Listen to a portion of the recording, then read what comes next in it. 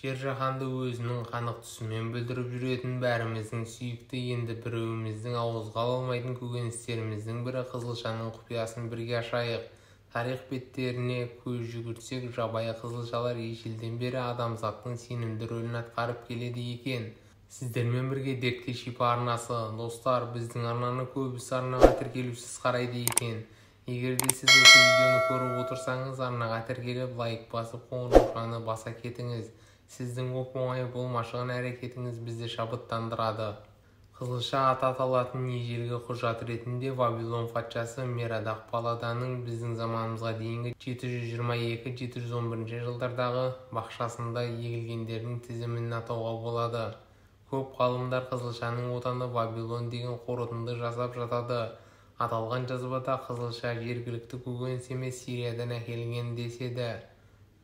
Бертін келе қызылша Азия халықтары мен жер орта теңіздеріне таралып кетеді.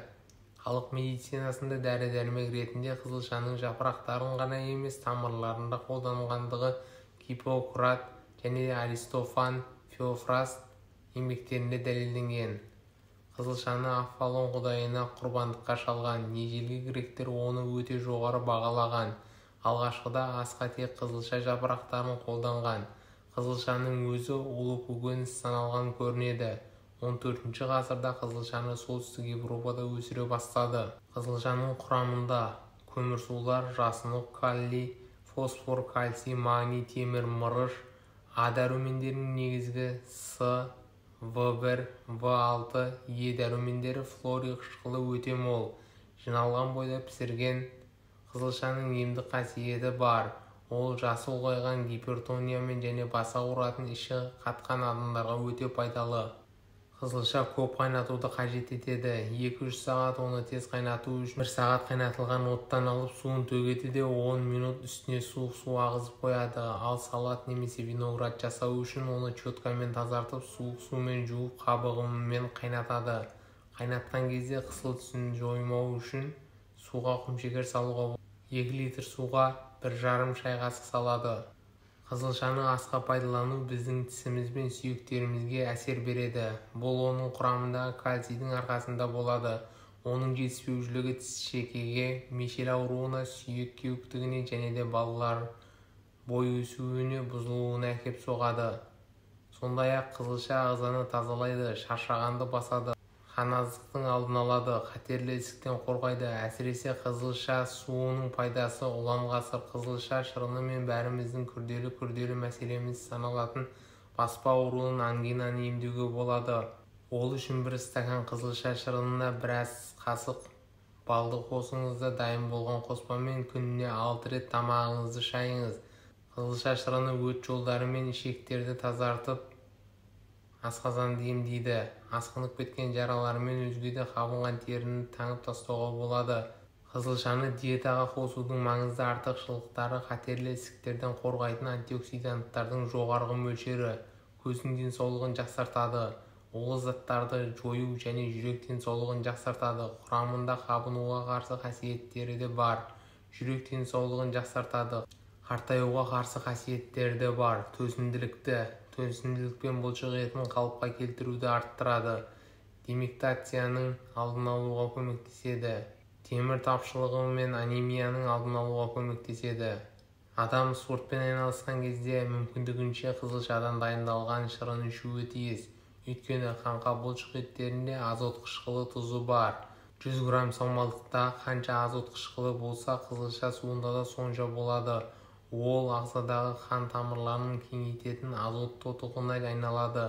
Зерттеу нәтижесінде сәйкес бұлшық еттегі талшықтарды жақсарту қан айналымын 38%-ға жақсартады екен.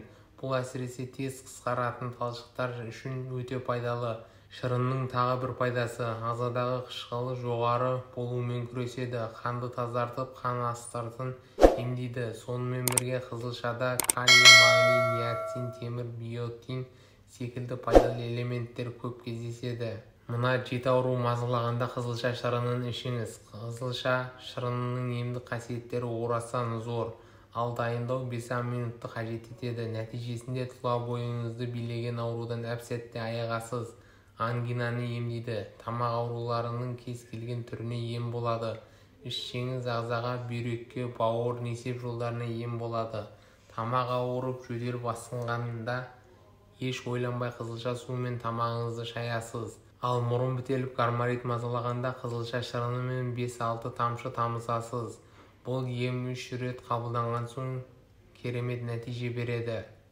Ал баспаны емдеу үшін бір ғана дана шикі қызылша қабығын тазартып өткіштен өткізесіз. 1 стакан езілген қызылшаға 1 ас қасық алма сірке суын салып араластырып тұндырып қойыңыз. Шамамен 30-40 минуттан соң тұнбаны қабатталған дәкенің көмегімен сығып алыңыз. Дайын болған шырынның 1 ас қасығын ішіп, қалғанымен тамағыңызды шаясыз. Қанды көбейтеді. Қан аздық кезінде ең керемет ем болатын қызылша шырыны екенін ұмытпаңыз.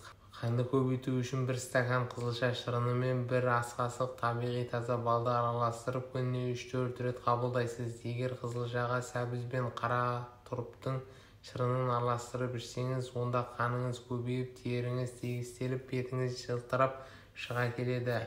Әрі қуатыңыз да артады, миды жақсартады. Жас ұлғайған сайын адамның миы шаршап өзінің жұмысын қалыпты жүргізе алмайды екен. Осы кезде есте сақтау қабілетінің нашарлауы, ұмытшақтық секілді жайсыздықтар пайда болады. Ал мұның алдын алғыңыз келсе, қызылша суының көмегіне жүгініңіз. Егер күніне 1 стакан балғын дайындалған қызылша суын ішсеңіз, онда миыңыз жақсарып, жұмысы жақсарады. Әсіресе қан қысымы тұрақсыз жандарға таптырмайтын ем. 1 стакан қызылша шырыны қан қысымын қалыпты ұстап, көңіл күйді көтереді. Егер біз ұсынған емді үзбей қабылдасаңыз, оң нәтижесін 6 айдың ішінде анық байқайсыз. Бауырдың жұмысын жеңілдетеді. Егер де күніне 3 рет қызылша шырынын ішсеңіз, бауыр ауруынан біржолата құтыласыз. Ал қалай ішу керектігіне назар салыңыз. Ем күніне 1 немесе 3 стакан қызылша суын ішесіз. Оған қоса 100 грамм шикі қызылшаны өткіштен өткізіп жейсіз. Қызылшаның құрамындағы битоин бауырдың жұмысын жеңілдетеді. Сонымен қатар өт жолдарына, асқазан ауруларына және де сары ауруға керемет ем болады. Бұлшық етті қалпына келтіреді. Қызылша шырыны бұлшық еттің ауруын басады, әрі қатайтады. Спортпен айналысатындарға күніне кем дегенде 200 грамм қызылша шырынын ішуге кеңес береміз. Физикалық жаттығу, ауыр қозғалыс бұлшық етке салмақ салады. Ал оны қалпына келтіретін бірден бір ем қызылша шырыны. Онкологиялық аурулардың алдын алады. Егер де сізде онкологиялық аурулардың белгілері біліне бастаса, дереу қызылша шырынын қабылдауды әдетке айналдырыңыз. 7 күн үзбей ішіп, қайта тексеруден өтіңіз. Міне ғажап, өз көзіңізге өзіңіз сенбейсіз. Өйткені қызылша шырыны сіздегі онкологиялық клеткаларды қалпына келтіріп, аурудың алдын алады, шлактан тазалайды. Қызылша шырынының көмегімен ағзаны улы заттардан, шлактардан тазалауға болады. Ол үшін аш қарынға 1-2 ас қасық қызылша шырыны ем ретінде қабылдайсыз. Арада 3 күн өтісімен-ақ кіші дәретіңіздің түсі өзгеріп, бауырыңыз бен ішектің жұмысы жақсарады. Нәтижесінде теріңіз тазарып, ағзаңыз шлактан тазарады.